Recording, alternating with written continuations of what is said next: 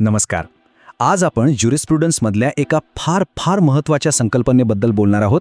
ती म्हणजे legal personality किंवा आपण ज्याला म्हणतो कायदेशीर व्यक्तिमत्व. आता कायद्याच्या विद्यार्थ्यांसाठी आणि खास करून परीक्षेच्या दृष्टीनं हा टॉपिक समजून घेणं म्हणजे अगदी गरजेचं आहे. चला सुरू करूया. ओके, तर आज आपण काय काय कव्हर करणार आहोत याची ही एक छोटीशी रूपरेखा, म्हणजे आपल्याला एक आयडिया येईल आणि परीक्षेची तयारी पण सोपी होईल. ठीक आहे, चला तर मग सगळ्यात आधी आपण या संकल्पनेच्या अगदी मुळाशी जाऊ, म्हणजे लीगल पर्सनॅलिटीची नेमकी व्याख्या काय आहे ते बघूया. तर बघा, प्रसिद्ध विधिशास्त्रज्ञ आहेत सॅलमन, आणि त्यांची ही व्याख्या म्हणजे या विषयाचा अगदी पाया आहे. इथे एक गोष्ट लक्षात घ्या. व्याख्या काय म्हणते? व्यक्ती म्हणजे फक्त मानव नाही, तर कायद्याच्या नजरेत अशी कुठलीही गोष्ट ज्याला हक्क आणि कर्तव्य आहेत तिला व्यक्ती मानलं जातं. आणि हाच या संपूर्ण संकल्पनेचा गाभा आहे. म्हणजे सोप्या भाषेत सांगायचं झालं तर लीगल पर्सनॅलिटी मिळाल्यावर काय होतं? तर त्यामुळेच एखादी व्यक्ती किंवा संस्था कोर्टात केस करू शकते, स्वतःच्या नावावर प्रॉपर्टी घेऊ शकते किंवा कॉन्ट्रॅक्ट करू शकते. विचार करा, ह्या कायदेशीर क्षमता नसतील तर कायद्याच्या जगात व्यवहार करणं जवळजवळ अशक्यच आहे, नाही का? ओके, आता ही संकल्पना अजून चांगल्या प्रकारे समजून घ्यायची असेल तर कायदा व्यक्तींचे 2 मुख्य प्रकार करतो हे आपल्याला माहिती पाहिजे. आणि परीक्षेसाठी तर हा फरक समजून घेणं खूप खूप महत्त्वाचं आहे. आणि हा फरक तसा एकदम सरळ आहे, काहीच अवघड नाही.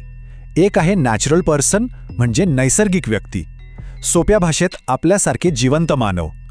आणि दुसरी आहे ज्युरिस्टिक पर्सन, म्हणजे न्यायिक व्यक्ती, जी कायद्याने तयार केलेली एक कृत्रिम म्हणजे आर्टिफिशियल व्यक्ती आहे.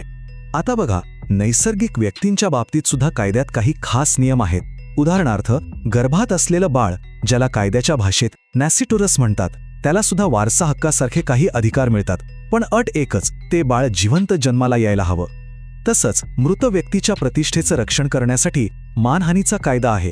आणि त्यांच्या मृत्यूपत्राचा म्हणजे विलचा सुद्धा आदर केला जातो. एक प्रश्न येतो की या न्यायिक व्यक्ती तयार का केल्या जातात? याचं उत्तर आहे कायदेशीर सोय आणि गरज.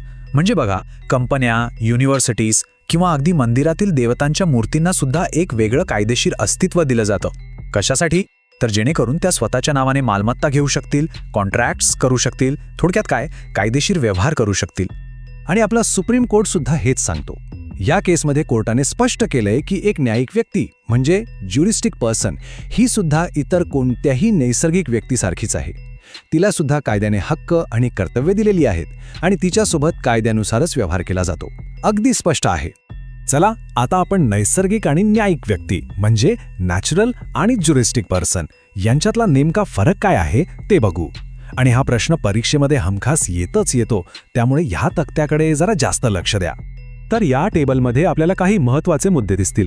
पहिलं म्हणजे नैसर्गिक व्यक्ती ही एक जिवंत मानव आहे, तर न्यायिक व्यक्ती ही कायद्याने तयार केलेली एक कल्पना, एक फिक्शन आहे. दुसरं, नैसर्गिक व्यक्ती स्वतः विचार करते, निर्णय घेते, पण न्यायिक व्यक्तीचा तसा नाही, ती तिच्या एजंट्स किंवा प्रतिनिधींमार्फत काम करते. आणि तिसरा, जो खूप महत्त्वाचा फरक आहे, तो म्हणजे नैसर्गिक व्यक्तीचं आयुष्य हे मर्यादित आहे, पण न्यायिक व्यक्तीचं अस्तित्व हे परपेच्युअल असू शकतं.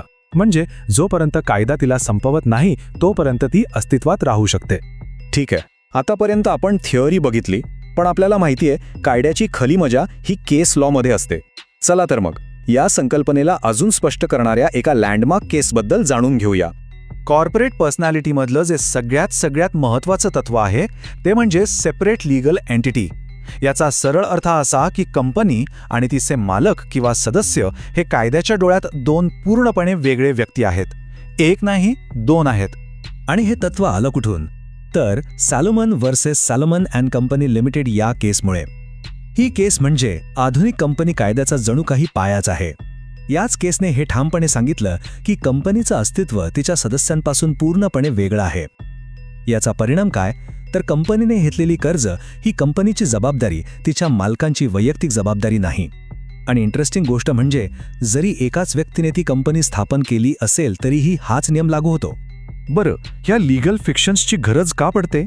याचं एक उत्तम उदाहरण म्हणजे अयोध्या खटल्यातला निकाल. सुप्रीम कोर्टाने तिथे नमूद केलं की मालमत्तेचं संरक्षण करण्यासाठी आणि व्यवहारात सोपेपणा आणण्यासाठी न्यायालय अशा कायदेशीर कल्पना तयार करतं. म्हणजे काय? तर काही निर्जीव गोष्टींना किंवा संस्थांना व्यक्ती म्हणून मान्यता दिली जाते. का? तर त्यांचे हक्क कायद्याच्या चौकटीत सुरक्षित राहावेत म्हणून. ओके, तर आतापर्यंत आपण जे काही बघितलं त्या सगळ्याला एकत्र करून परीक्षेमध्ये 10-12 मार्कांच्या प्रश्नाचं उत्तर कसं लिहायचं याची एक सोपी आणि सरळ रचना बघूया. हे 6 मुद्दे व्यवस्थित लक्षात ठेवा. या स्ट्रक्चरनुसार उत्तर लिहिलं तर लीगल पर्सनॅलिटीवरचा कुठलाही प्रश्न आला तरी त्याचं उत्तर तुम्ही एकदम मुद्देसूद, व्यवस्थित आणि प्रभावीपणे लिहू शकाल आणि चांगले मार्क मिळण्याची शक्यता नक्कीच वाढेल. आणि जाता जाता एक विचार सोडून जातो. जसं आपला समाज बदलतोय, पुढे जातोय, AI पासून ते अगदी नद्या आणि जंगलांपर्यंत, तसं आपल्या कायद्यासमोर हा प्रश्न पुन्हा पुन्हा उभा राहणार आहे की भविष्यात अजून कोणत्या गोष्टींना व्यक्ती म्हणून मान्यता द्यायला हवी.